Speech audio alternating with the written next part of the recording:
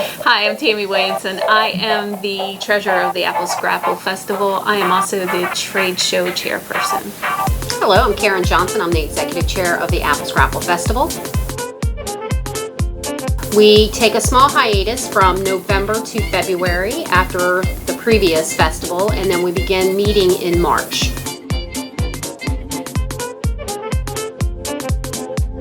It's broken into chunks, and it's all about coordination and communication. So when we first have the first couple of meetings, we pull back in all of our committee chairs and make sure that they're on board and make sure that all of the events that have been happening in the festival will continue. Once we have a good plan in place and we know that everything's moving forward, then we're able to start coordination with everyone.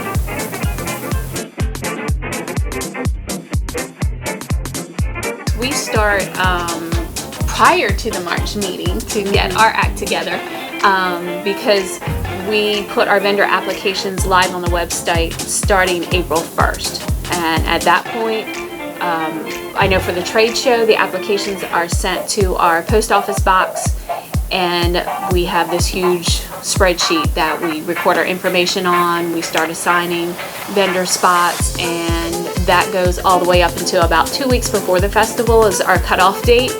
And we send out, at that point, we send out our vendor packets with where their spaces are, parking passes, and that sort of thing. And that pretty much happens for the Little Red Schoolhouse Craft Show, the Senior Center Craft Show, and the Health and Safety Fair, but they all have various different deadlines. Their deadlines might not line up exactly all the same. And then for me, starting in March is when I decide move forward with the sponsorship. And so we start sending out our mailings to our sponsors and working on the advertising. And that's also when I start coordinating all of the glamorous side of the festival, the trash and the porta potties and the golf carts as such. And so there's a lot of planning and a lot of work that goes into this for about 6 months.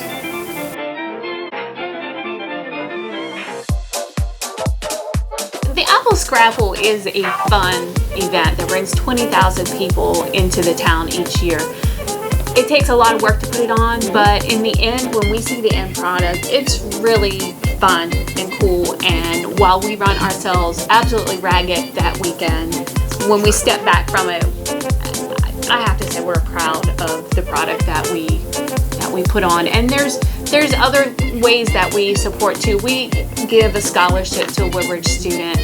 This past year we were able to give 3 scholarships out, and so I don't know, overall I think Apple Scrapple is a great thing, even though it takes a lot of work. It truly does throughout the year, and as we get closer to the event, a lot of us are working long hours and putting in a lot of time and energy, and it pays off. The day of the festival, when we look around and we see how successful everyone is being, that's what makes it worthwhile. And so to see that as the end prize is worth every moment. And so we always encourage others to please give back to their communities. This has been Carson Williamson reporting for The Wire.